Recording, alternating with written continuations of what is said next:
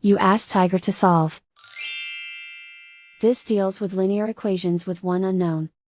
The final result is x equals 1. Let's solve it step by step.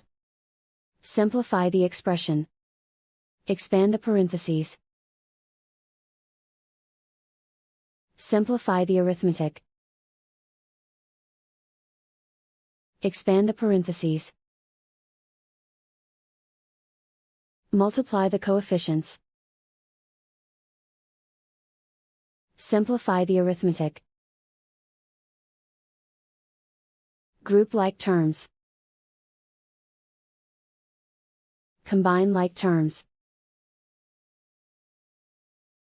Group all constants on the right side of the equation. Add 6 to both sides. Simplify the arithmetic.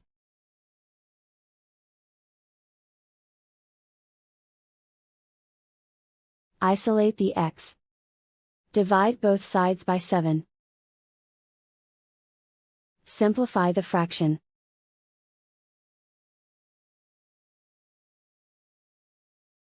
And so the final result is x equals 1.